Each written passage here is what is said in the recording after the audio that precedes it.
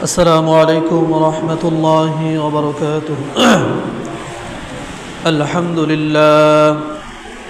لله نحمده ونستعينه ونستغفره ونعوذ بالله من شرور أنفسنا ومن سيئات أعمالنا. من يهده الله فلا مضل له ومن يضلله فلا هادي له. ونشهد أن لا إله إلا الله وأشهد أن محمدًا عبده ورسوله. وقال الله تعالى: وما أصابكم من مصيبة فبما كسبت أيديكم ويعفو عن كثير. وقال الله تعالى: فمن تاب من بعد ظلمه وأصلح فإن الله يتوب عليه إن الله غفور رحيم. وقال الله تعالى: إن الله لا يظلم مثقال ذرة وإن تك حسنة يضاعفها ويؤت من لدنه أجرا عظيما.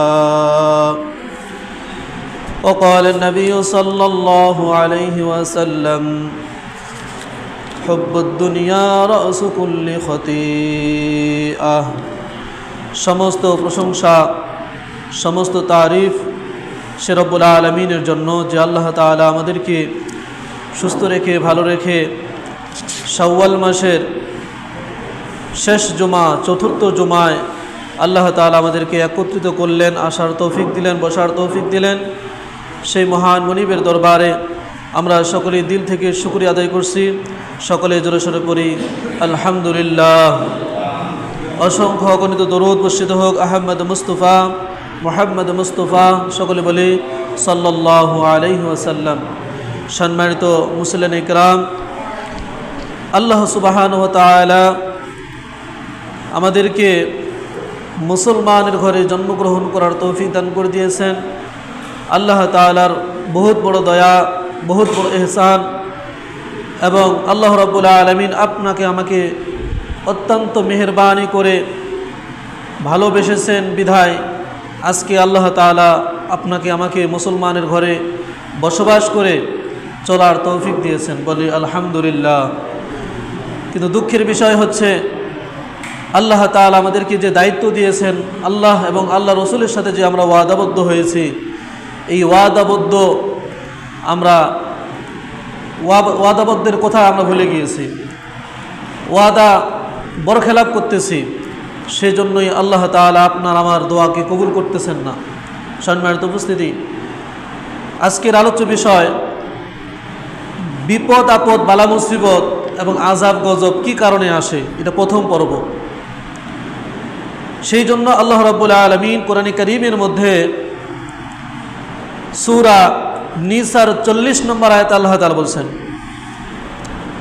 ইন্নাল্লাহা লা ইয়াযলিমু মিসকালা যাররাতিন ওয়া ইন তাকু হাসানাতান ইউদাঈফহা ওয়া ইউতি মিন লাদুনহু আজরান আযীমা আল্লাহ রাব্বুল আলামিন কোরআনে হাকিমের মধ্যে সূরা নিসার 40 নম্বর আয়াত আল্লাহ তাআলা জানায় দিলেন।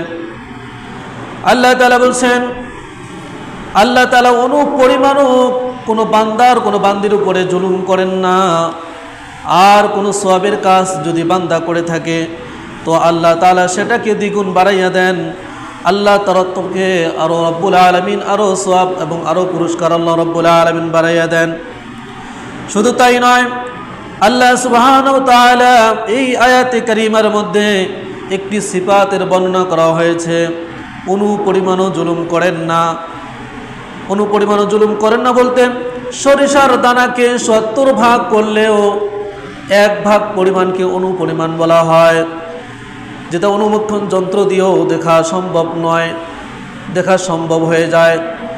ঠিক আল্লাহ রাব্বুল আলামিন এরকম ভাবে কোনো বান্দা যদি অনুপরিমাণও জুলুম করে থাকে, কিয়ামতের ময়দানে আল্লাহ সুবহানাহু ওয়া তাআলা ওই বান্দাকে ধরবেন এবং পাকড়াও করবেন, এবং বিন্দু পরিমাণও আল্লাহ রাব্বুল আলামিন তার প্রতি জুলুম করবেন না, অনুপরিমাণও জুলুম করবেন না। অন্য জায়গায় আল্লাহ রাব্বুল আলামিন কোরআন হাকিমের মধ্যে বললেন, ফামান ইয়ামাল মিসকাল যাররাতিন খায়রান ইয়ারা ওয়া মান ইয়ামাল মিসকাল যাররাতিন শাররান ইয়ারা। বান্দা যদি যাররা যাররা পরিমাণও নেক আমল করে থাকে, আল্লাহ রাব্বুল আলামিন বলেন এই নেক আমলের বদৌলতে আল্লাহ সুবহানাহু ওয়া তাআলা তাকে উত্তম জাযা দান করবেন। আর বিন্দু পরিমাণও মধ্যে যাররা পরিমাণও যদি খারাপ আমল করে, খারাপ কাজ করে, তাহলে এটার প্রতিদানও সে কিয়ামতের ময়দানে, হাসরের ময়দানে এটা উপভোগ করবে, এটার প্রাপ্য সে গ্রহণ করবে। শুধু তাই নয়, আল্লাহ সুবহানাহু ওয়া তাআলা সূরার 30 নম্বর আয়াতে আল্লাহ তাআলা বললেন, এই যে আযাব গজব, বিপদ আপদ, বৃষ্টি অনাবৃষ্টি, অতিবৃষ্টি, ঝড় তুফান, বিভিন্ন জায়গায় আমরা শুনতেছি বৃষ্টি হচ্ছে, আমাদের এই জায়গায় বৃষ্টি হচ্ছে না। কি কারণে বিভিন্ন জায়গায় বৃষ্টি হচ্ছে না? বৃষ্টির জন্য মানুষ হাহাকার করতেছে। সেই বিষয়ে আল্লাহ তাআলা বললেন, ওয়ামা আসাবাকুম মিন মুসিবাতিন ফাবিমা কাসাবাত আইদিকুম ওয়া ইয়াফু আন কাসীর। আল্লাহ তাআলা বলছেন, তোমাদের উপরে যে বিপদ আপদ ঘটে তা তোমাদের কৃতকর্মের ফল, এবং তোমাদের যে অপরাধ আল্লাহ রাব্বুল আলামিন, তোমরা যে অপরাধ করো, অনেক অপরাধ তো আল্লাহ রাব্বুল আলামিন নিজে ক্ষমা করে দেন। তাহলে প্রথমে আল্লাহ তাআলা কি বলছেন, তোমাদের উপরে যে বিপদ আপদ আসে, এই বিপদ আপদ আসার কারণ হচ্ছে তোমাদের নিজের কৃতকর্মের ফল। আমরা যেমনইভাবে আল্লাহর ইবাদত করতেছি, যেমনইভাবে আল্লাহকে স্মরণ করতেছি, আল্লাহ তাআলা বলছেন আমার বান্দাকে তেমনইভাবে আমিও স্মরণ করতেছি। বান্দা আমার থেকে যত দূরে, আমার রহমত থেকেও আমার বান্দা অনেক দূরে। কিন্তু আল্লাহ তাআলা অন্য জায়গায় বললেন, লা তাকুনাতু মির রাহমাতিল্লাহ। লা মানে নাই, কখনো না, তোমরা এই কথা কখনো বিশ্বাস করবা না যে আমার রহমত থেকে তোমাদেরকে নিরাশ করবে, আমি তোমার রহমতের জন্য যথেষ্ট। আল্লাহ রাব্বুল আলামিন বলছেন, একদিকে সান্ত্বনা দিয়েছেন, আমার রহমত থেকে তোমরা নিরাশ হয়ো না, তওবা ইস্তিগফার করতে থাকো, আমার কাছে চাইতে থাকো, আমি রব্বুল আলামিন তোমাদেরকে পরীক্ষা করতে থাকি। আর তোমরা যদি পরীক্ষায় উত্তীর্ণ হয়ে যাও, অবশেষে আমি রব্বুল আলামিন তোমাদের দোয়াকে কবুল করে নিয়ে আমি রহমতের বৃষ্টি বর্ষণ করে দিয়ে দিব। বলেন সুবহানাল্লাহ। পরীক্ষা নিচ্ছে আপনার আমাদের ঈমান ও আমলের পরীক্ষা। ইস্তিগফারের নামাজ মিডিয়ায়, পত্রিকায়, বিভিন্ন জায়গায় শোনা যায়, এটা আদায় হচ্ছে। আমি হাদিস থেকে গবেষণা করে একটু রিসার্চ করে বাইর করে দেখলাম, আসলে যেইভাবে মুহাম্মদ সাল্লাল্লাহু আলাইহি ওয়াসাল্লাম এবং হাদিসের মধ্যে যেইভাবে আছে, সেইভাবে ইস্তিগফারের নামাজ আদায় হচ্ছে না। এই জন্যই দোয়াও কবুল হচ্ছে না। যেমনইভাবে আদায় করতে হবে, যেভাবে নির্দেশ দেওয়া হয়েছে, ওই নির্দেশ অনুযায়ী ইস্তিগফারের নামাজ যদি পড়ানো হয়, তাহলে ওই নামাজ কবুল হয়ে যাবে। আর নামাজ কবুল হওয়ার সাথে সাথেই আল্লাহ রাব্বুল আলামিন ওই বান্দা বান্দির দোয়াওকে আল্লাহ রাব্বুল আলামিন কবুল করে নেবেন। কিন্তু একেবারে বৃষ্টি বন্ধ হয় নাই, কারণ আল্লাহ তাআলা যদি একেবারে বৃষ্টি বন্ধ করে দিত, 6 মাস ধরে বৃষ্টি হয় নাই, 3 মাস ধরে বৃষ্টি হয় নাই, এই তো রমজান মাসেই তো বৃষ্টি হইল, এত মানুষ অধৈর্য হয়ে গিয়েছে, আল্লাহর ইবাদত করে না, অধৈর্য। কেন আল্লাহ বৃষ্টি দেয় না? কেন আল্লাহ বৃষ্টি দেয় না? কেন আল্লাহ বৃষ্টি দেয় না? আরে ভাই, তোমাকে আমি প্রশ্ন করি, তুমি যে 24টি ঘন্টা আল্লাহর নাম মুখে লাও না, ভুল করেও তোমার মুখ দিয়ে উচ্চারণ হয় না আল্লাহর নাম, যখন বিপদ আসে তখন তুমি শুধু আল্লাহকে ডাকো, আর যখন বিপদ চলে যায় তখন আল্লাহর কোনো নাম তোমার মনের মধ্যে স্মরণ হয় না। আল্লাহ তাআলা বলছেন, এটা হচ্ছে মুনাফিকের চরিত্র। মুনাফিকের চরিত্র যার মধ্যে থাকবে, তার দোয়া কখনো আল্লাহ সুবহানাহু ওয়া তাআলা কবুল করবেন না। ইস্তিগফার নামাজের মধ্যে যদি এখানে সুদখোর থাকে, মদখোর থাকে, জেনাখোর থাকে, তারা যদি এরকম ভাবে দোয়া করতে থাকে, তাদের দোয়াও আল্লাহ রাব্বুল আলামিন কবুল করবেন না। হাদিসের মধ্যে মুহাম্মদ সাল্লাল্লাহু আলাইহি ওয়াসাল্লাম বলেন, যেই শর্তের মধ্যে আছে যে 1 নম্বর শর্ত আমাদের দোয়া কবুল না হওয়ার কারণ, বৃষ্টি না হওয়ার কারণ, এক নম্বর শর্ত হচ্ছে ইমাম সাহেব যিনি নামাজ পড়াবেন 3 দিন সকল মুসল্লি সহ ইমাম সাহেব সহ 3 দিন রোজা রাখা এবং তওবা ইস্তিগফার করার হুকুম দিবেন। ইমাম সাহেব নিজেও 3 দিন রোজা রাখবেন এবং যারা মুসল্লিরা রয়েছে, শ্রোতা রয়েছে যারা পড়বে, তারাও 3 দিন রোজা রাখতে হবে। চতুর্থ দিনের নামাজ আদায় করতে হবে, ইস্তিগফারের নামাজ। এই হলো 1 নম্বর নিয়ম। এই 1 নম্বর নিয়ম মেনে যদি ইস্তিগফারের নামাজ পড়ানো হয়, আল্লাহ তাআলা সেই দোয়াকে মুহূর্তের মধ্যে কবুল করে নেন। 2 নম্বর ইস্তিগফারের নামাজের নিয়ম হচ্ছে পায়ে হেঁটে যে নামাজ আদায় করা। যেখানে ঘোষণা করা হইল ওই জায়গা থেকে নিয়ে আপনার বাড়ি থেকে নিয়ে ওই জায়গা পর্যন্ত আপনাকে পায়ে হেঁটে যাইতে হবে, বাহনে গেলে হবে না। এটার একটা নিয়ম অনুযায়ী আপনি ফলো করলেন না, এই জন্য দোয়া কবুল হবে না। 3 নম্বর হচ্ছে ওই দিন নতুন কাপড়ের বদলে পুরাতন কাপড় পরতে হবে, তবে কাপড়টা আপনার পবিত্র হইতে হবে। এই পুরাতন কাপড় পরিধান করে যাইতে হবে আপনাকে ইস্তিগফারের নামাজের ময়দানে। 4র্থ নাম্বার আল্লাহর দিকে তাওয়াজ্জু হইতে হবে, আল্লাহর দিকে ভয় ভীতি থাকতে হবে, চোখের মধ্যে কান্না থাকতে হবে আর মনের মধ্যে আশা থাকতে হবে। চোখের পানি দিয়ে আর মনের আশা দিয়ে সেই জায়গায় যাইতে হবে, অহেতু কোনো কথাবার্তা বলা যাবে না। একমাত্র আল্লাহর দিকে মাথা নিচু হয়ে এরকম আল্লাহর ওয়াদা দেওয়ার জন্য আল্লাহ রাব্বুল আলামিন যে ওয়াদা করেছে আমি দোয়া কবুল করব, এই দোয়া কবুল যে করবে এইটা আশা সবসময় মনের মধ্যে পোষণ করতে হবে। তাহলে গেল 4 নম্বর নিয়ম, যে 4 নম্বর নিয়ম যদি ওই অনুযায়ী নামাজ পড়ানো হয় সেই দোয়া আল্লাহ রাব্বুল আলামিন কবুল করবেন। 5 নম্বর হচ্ছে প্রতিদিন নামাজের জন্য যখন বের হবে আগে কিছু দান সদকা করতে হবে। জিজ্ঞাসা করে দেখেন কয়জন এই নিয়ম কানুনগুলো মানতেছে। যে 5 নম্বর নিয়ম পর্যন্ত আমি বললাম যে প্রথমেই ইমাম সাহেব 3 দিন রোজা রাখবে, মুসল্লিদেরকেও 3 দিন রোজা রাখতে হবে। কিসের জন্য? ইস্তিগফারের নামাজের জন্য। তারপরে এই নামাজ 4র্থ দিনে নামাজ আদায় করতে হবে। 2 নম্বর হচ্ছে ইস্তিগফারের নামাজ পায়ে হেঁটে আপনাকে আদায় যাইতে হবে। এরপরে 3 নম্বর হচ্ছে আল্লাহর দিকে মুতাওয়াজ্জিহ হইতে হবে, নতুন কাপড় পরিবর্তে পুরাতন কাপড় পরিধান করতে হবে। 4 নম্বর হচ্ছে আপনাকে আল্লাহর দিকে মুতাওয়াজ্জিহ হইতে হবে, মাথা নিচু করতে হবে, সেইখানে আপনার দুনিয়াবি কোনো কথাবার্তা বলা যাবে না। 5 নাম্বার প্রতিদিন নামাজের জন্য বের হওয়ার আগে কিছু দান সদকা করতে হবে। সদকার অনেকগুলো ফজিলত রয়েছে। হাদিসের মধ্যে আছে যখন এরকমভাবে মহামারী শুরু হয়ে যায় তোমরা বেশি বেশি করে দান করো। আর আমাদের দেশে সব কিছু উল্টা চলতেছে। এই যে শ্রমিক দিবস, মানে 1 তারিখ 1ই মে শ্রমিক দিবস ছিল। এই শ্রমিক দিবসের করণীয় কি ছিল? আল্লাহর কাছে প্রার্থনা করা এবং রাষ্ট্রীয়ভাবে ঘোষণা করা শ্রমিকদের উপরে যেন আর কোনো জুলুম না হয়। কারণ রাসূল করিম সাল্লাল্লাহু আলাইহি সাল্লাম হাদিসের মধ্যে বলেছেন শ্রমিকের গায়ের ঘাম শুকানোর আগেই শ্রমিকের তুমি না মূল্য পরিশোধ করে দাও, যদি না দাও কিয়ামতের ময়দানে এইটার জন্য আল্লাহ রাব্বুল আলামিন তোমাদেরকে পাকড়াও করবেন। কিন্তু আমাদের দেশের মধ্যে শ্রমিকের তো প্রাপ্য মূল্য পায় না এবং শ্রমিককে হয়রানি করা হয়, মাস শেষ হয় কোনো বেতনের খবর হয় না। এই হচ্ছে আমাদের বাংলাদেশের শ্রমিকের মূল্য। তাহলে যেই কথা বলতেছিলাম সদকা করতে হবে বিপদের সময়।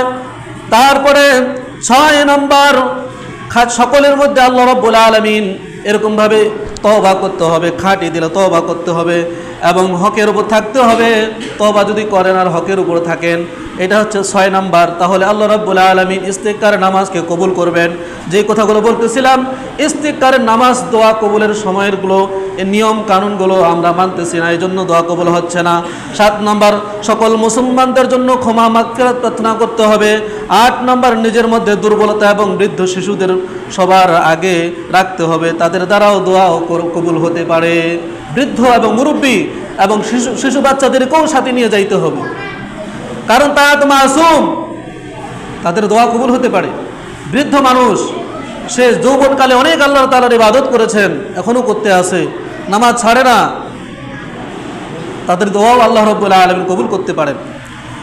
9 নাম্বার ছোট্ট শিশুদের মা থেকে আলাদা করতে হবে, এটা একটা নিয়ম।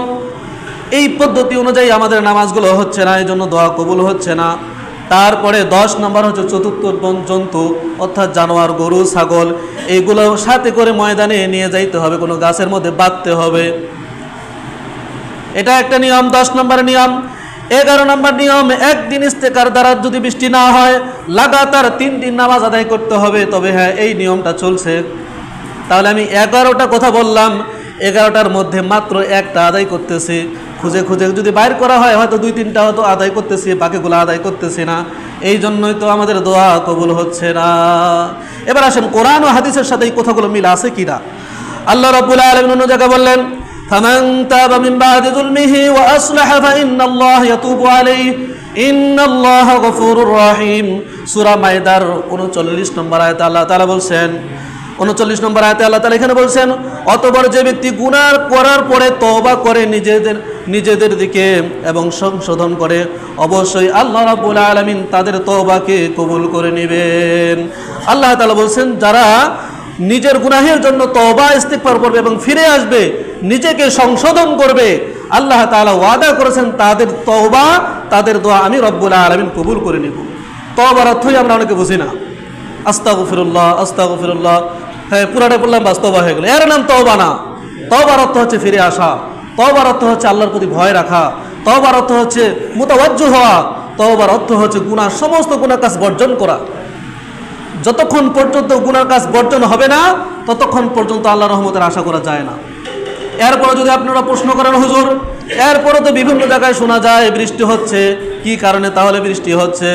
আল্লাহ তাআলা বলছেন, এই জন্যই আমি বৃষ্টি দিচ্ছি, অনেক প্রাণীর জন্য, অনেক জীব জানোয়ারের জন্য, তাদের জন্যই আমি রব্বুল আলামিন বৃষ্টি দিচ্ছি। কারণ তাদেরকে যদি আমি সৃষ্টি না করতাম, কোনো মাখলুক, কোনো সমুদ্রের মাছ বলেন, আপনার বাড়ির গরু ছাগল গৃহপালিত যে সমস্ত জন্তু বলেন না কেন, কারণ এরা তো কোনো পাপ কাজ করে না, পাপ করলেও এদের কোনো গুনাহ হবে না। কারণ আল্লাহ রাব্বুল আলামিন মানুষকে এমন জিনিস দেওয়া হয়েছে, জানোয়ারকে সেই জিনিস দেওয়া হয় নাই, হাইওয়ানকে সেই জিনিস দেওয়া হয় নাই, চতুর্থ জন্তুকে সেই জিনিস দেওয়া হয় নাই। আল্লাহ তাআলা মানুষকে সবচেয়ে বড় যেটা মূলধন দিয়েছেন আকল, বিবেক। এই আকল বিবেকটা অন্য প্রাণীর মধ্যে আল্লাহ রাব্বুল আলামিন দেন নাই। কি দিছে? আকল আর বিবেকটা, মানবতার বিবেকটা, এটা শুধুমাত্র আদম সন্তানকে দেওয়া হয়েছে, পৃথিবীর কোনো জাতিকে দেওয়া হয় নাই, কোনো প্রাণীকে দেওয়া হয় নাই, শুধু মানুষ জাতিকে দেওয়া হয়েছে। তোমার বিবেক খাটাও, তোমার বিবেক খাটাও। তোমার বিবেক যদি তুমি খাটাইতে পারো, তোমার রোগ তুমি নিজেই নির্ণয় করতে পারবা। আরেকটা এক্সাম্পল দিলে আপনারা বুঝতে পারবেন। ধরুন, মনে করেন আপনার বাড়িতে পাশে একটা কুয়া আছে। আগে তো আমরা কুয়া বালতিতে করে উঠাইয়া পানি পান করতাম। কুয়ার পানি অনেক সুস্বাদু ছিল, অনেক ভালো ছিল, এবং বিভিন্ন জায়গায় শোনা যায় বিনা টিউবওয়েলের চাপে পানি উঠতে আসে, বন্ধ করতে 5 বছর কা বছর ধরে তারাই পানি সরবরাহ করতেছে, খাইতেছে, পানির মধ্যে কোনো কমতি নাই। বিভিন্ন মিডিয়ার মাধ্যমে দেখেন না। তাহলে কি বুঝলেন? ওই মাটি, ওই এলাকার অবশ্যই কোনো আল্লাহর বান্দা আছে, অবশ্যই আল্লাহ রাব্বুল আলামিন ওই এলাকার মধ্যে কিছু নেককার বান্দা আছে, তারা এরকম ইবাদত বندگی করে বিধায় আল্লাহ রাব্বুল আলামিন কিছু না কিছু দোয়ার বদৌলতে আল্লাহ তাআলা উপরন্ত নিয়ামত দিয়েছেন। এই নিয়ামতের কারণে আল্লাহ রাব্বুল আলামিন বিভিন্ন রকম নিয়ামত আল্লাহ রাব্বুল আলামিন প্রকাশ্যে দেখান। শুধু তাই নয়, হাদিসের মধ্যে আসছে এবং কিতাবের মধ্যে আসছে, যতক্ষণ পর্যন্ত জাতিরা গুনাহ থেকে, অশ্লীলতা থেকে, গান বাজনা থেকে দূরে থাকবে না, ততক্ষণ পর্যন্ত একটার পর একটা তসবির দানার মতো আযাব আসতেই থাকবে, গজব আসতে থাকবে। কোনো পদ্ধতি অবলম্বন করে সেগুলো ঠেকানো যাবে না। এমন এমন আল্লাহ তাআলা রোগ দিবেন। এই যে মহামারী করোনা ভাইরাস, আমরা নাম দিয়েছি করোনা, নামও যেমন কামও তেমন। কি করোনা মানুষ করতেছে! করোনার সময়, সেই সময় প্রশাসনিকভাবে বলতেছে যে 10 জনের উপরে নামাজ পড়া যাবে না, জুম্মার নামাজ। একজন বড় আলেম কাঁদতে কাঁদতে এই কথা বলতেছিলেন। বলে সবচেয়ে বড় আশ্চর্যজনক বিষয় হলো, আজ থেকে 14.5 বছর আগে, 1450 বছর আগে মুহাম্মদ সাল্লাল্লাহু আলাইহি সাল্লাম যেই কথা বলে গেছেন, হুবহুব সেই কথা মিলে যাচ্ছে। কারণ এমন একটা মহামারী দিবে আল্লাহ তাআলার বান্দাদের মাঝে, জীবনও কোনো নামগন্ধ তাদের শোনে নাই। আর সেটার জন্য মানুষ এরকম ভাগাকার হয়ে যাবে, লাখ লাখ, হাজার হাজার মানুষ মারা যাবে। গোটা পৃথিবীকে যদি জরিপ করা হয়, এই করোনা ভাইরাসে কত মানুষ যে মারা গেল, সেইগুলোর থেকে আমরা কোনো শিক্ষা নিতে পারলাম না। এরকমভাবে আযাব গজব আসার জন্য আমরা অপেক্ষায় বসে আছি যে হুজুর কখন কিয়ামত হবে, কখন আযাব গজব শুরু হবে। এতে বিভিন্ন জায়গায় শোনা গিয়েছে পাথরের বৃষ্টি হয়েছে, আপনারা হয়তো দেখেন নাই। পাথরের বৃষ্টি হয়েছে, কোনো বৃষ্টি নাই, কোনো পানি নাই, এত বড় বড় পাথরগুলো পড়তেছে, যে পাথরগুলো যদি আপনার মাথায় পড়ে আপনার মাথা ফেটে যাইতে পারে। তাহলে কি বলতে পারেন যে হুজুর এটা রহমতের বৃষ্টি? কখনো না, আল্লাহ তাআলার গজব এগুলো পড়তেছে। এই জন্য হাদিসের মধ্যে মুহাম্মদ সাল্লাল্লাহু আলাইহি সাল্লাম, হযরত মুহাম্মদ সাল্লাল্লাহু আলাইহি সাল্লাম বলেছেন, হযরত আব্দুল্লাহ ইবনে ওমর রাদিয়াল্লাহু তাআলা কথা বলেন, মুহাম্মদ সাল্লাল্লাহু আলাইহি সাল্লাম বলেছেন, 5টা জিনিস যখন ব্যাপক হারে প্রচার হয়ে যায়, 5টা জিনিস যখন মানুষের মধ্যে এরকম এসে যায়, তখনই তো আল্লাহ রাব্বুল আলামিন এরকম আযাব গজব দেওয়া শুরু করে। 1 নম্বর হচ্ছে সমাজের মধ্যে যখন খারাপ অশ্লীলতা বেশি বেড়ে যায়, তখনই আল্লাহ রাব্বুল আলামিন মহামারী দিয়ে, বিভিন্ন রকম আযাব গজব দিয়ে আল্লাহ রাব্বুল আলামিন তাদেরকে সতর্ক করে দেন। 1 নম্বর কারণে। 2 নম্বর কারণে, ওজনে যারা কম দেয় তাদের কারণেও আল্লাহ রাব্বুল আলামিন রাগান্বিত হয়ে বৃষ্টি বন্ধ করে দেন, আযাব গজব আসতে থাকে। আর এই ওজনে কম দেওয়ার কারণেও আবার 3টা শাস্তি আছে আলাদা। যারা ওজনে কম দেয়, ভালো করে শোনেন, যারা ব্যবসায়ী, 1 নম্বর হচ্ছে তাদের জন্য গজব নেমে আসে। 2 নম্বর হচ্ছে অর্থনৈতিকভাবে তারা পঙ্গু হয়ে যায়। আমাদের বাংলাদেশের অনেক ব্যবসায়ী, বড় বড় ব্যবসায়ী, তারা অর্থনৈতিকভাবে তারা পঙ্গু হয়ে গিয়েছে। এরপরে তো 3 নম্বর হচ্ছে তাদের উপরে জালিম শাসক আল্লাহ রাব্বুল আলামিন চাপাইয়া দেয়। এটা একটু ভালো করে শুনেন, জালিম শাসক চাপাইয়া দেয়। কথাগুলো হুবহু মিল হয়ে যাচ্ছে। এরপরে 2 নম্বরের এটা 3টা বৈশিষ্ট্য। 3 নম্বর হচ্ছে যেই দেশের মানুষগুলো যাকাত দিবে না, এই যাকাত না দেওয়ার কারণে আল্লাহ রাব্বুল আলামিন বৃষ্টি বন্ধ করে দেয়। আপনারা সমস্ত বড় লোকগুলো হিসাব করে করে যাকাতগুলো দিতে থাকেন, আল্লাহ তাআলা হয়তো রহমতের বৃষ্টি বর্ষণ করবেন। 4 নাম্বার, যেই দেশের মধ্যে আল্লাহ এবং আল্লাহ রসুলের যে ওয়াদা ছিল, এই ওয়াদাকে যারা ভঙ্গ করে, এটার কারণেও বৃষ্টি বন্ধ হওয়ার কারণ। 5 নাম্বার, বহিরাগত যে দুঃসময় আমাদের সম্পদ নিয়ে যাবে, তার 5 নম্বর হচ্ছে বহিরাগত মানুষ, অন্য দেশের মানুষেরা আমাদের বাংলাদেশে এসে সম্পদগুলো লুটে নিয়ে চলে যাবে। দেখতেছি এগুলা হুবহু মিল হয়ে যাচ্ছে।